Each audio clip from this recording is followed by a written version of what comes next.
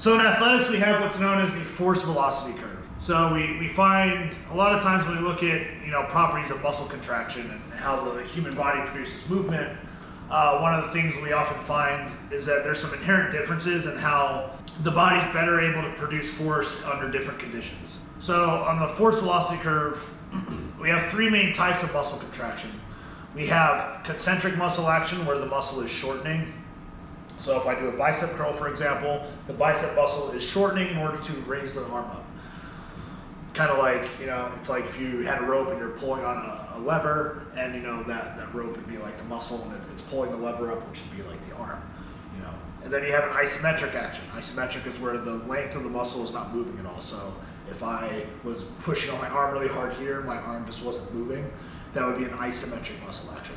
And then lastly, you have an eccentric muscle action, where the muscle is producing force, and there's some force pushing against it, and the muscles is still lengthening, even though it's still producing force. It's not just allowing the object to accelerate it downwards. You're still producing some force to prevent that acceleration. That's called an eccentric muscle action. We have what's called the force velocity curve. So we find at different types of muscle actions and at different velocities, the muscles are capable of producing differing amounts of force. So we find that for concentric muscle actions, the muscles cannot produce as much force at high velocities. As the velocity of muscle contraction slows down to isometric actions, the amount of force that the muscles can produce gradually increases.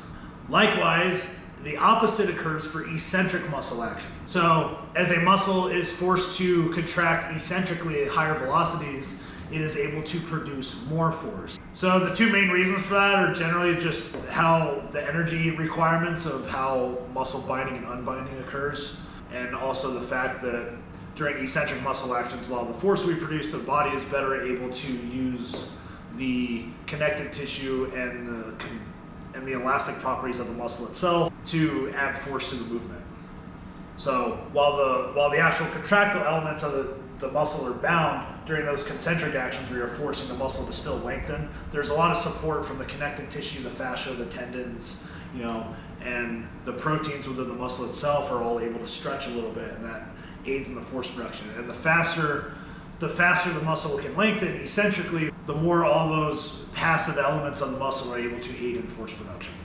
So if we were to graph the force velocity curve, so we say on this side of the curve, we have eccentric muscle action. We have negative velocity in the middle of it. We can draw a straight line. This is isometric action. There's zero velocity occurring for the muscle length change. And then on the other side of the curve, we have concentric muscle action, which is positive velocity. And it's just going to look like a big, giant S. So it's going to be high force production at high eccentric velocities, going down to lower force production at isometric velocities. And then as you get into concentric muscle action, and as those velocities increase, it's going to slope down. And it's important that the body functions this way, because this is kind of the primary mechanism by which we're able to cause rapid decelerations when we land from jumps, when we sprint, when we jump. All those things where we're moving at these very high velocities and we have to decelerate very fast to absorb those impact forces.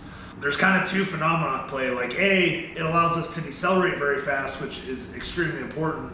And B, what happens is when we stretch all those passive structures of the muscle tissue, that stores a lot of kinetic energy. So then when we perform the concentric action afterwards, because we have all that stored energy from all those elastic structures, kind of like stretching out a rubber band, well then you just kind of let the rubber band go, and that adds to the force of the concentric action afterwards, and that's what we refer to as a stretch shortening cycle.